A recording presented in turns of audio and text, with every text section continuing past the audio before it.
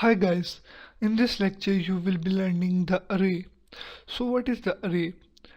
I know you have already know in a variable we are able to save only one value, but in the array we are able to save more than one values of the same data type in a variable.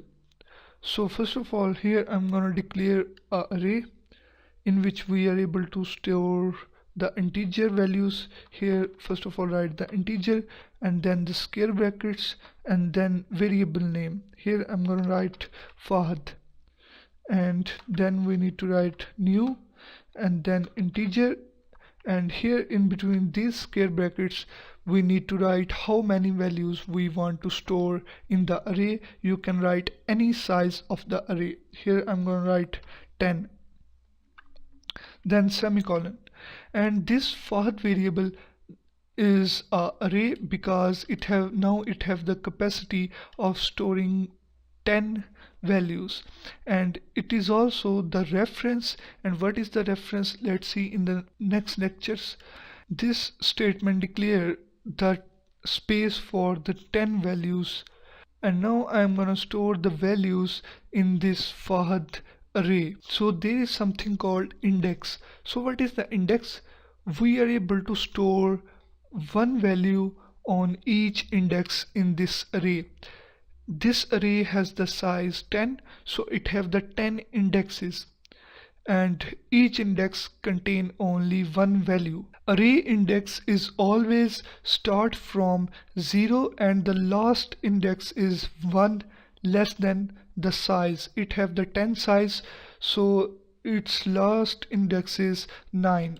So now here I'm gonna save the value. First of all write the Fahd array name and then square brackets, and in this we need to write the index. Here I'm gonna write 0 and then equal and then write any value of type integer, and here is the one index and in which I'm gonna store 60, one index. And now here I'm gonna create another. Like this you have to write the value for the third index, fourth, fifth and sixth, and now I'm gonna write the value for the last index. You can give any value to this index of type integer. Here I'm gonna write 9, that is the last index. And now let's print the value of the indexes. Here is the sys out. First of all write Fahd, and then we need to write the square brackets, and then in between these we need to write the index. Here I'm gonna write 2. So now let's execute it, and here you see that at the 2 index the 60 is stored, and now I'm gonna write 9. And now let's execute it, and here is the 30. The 30 is stored at the 9 index, and if we write the invalid index, that is 50, because we have the last index 9, and it gives us error.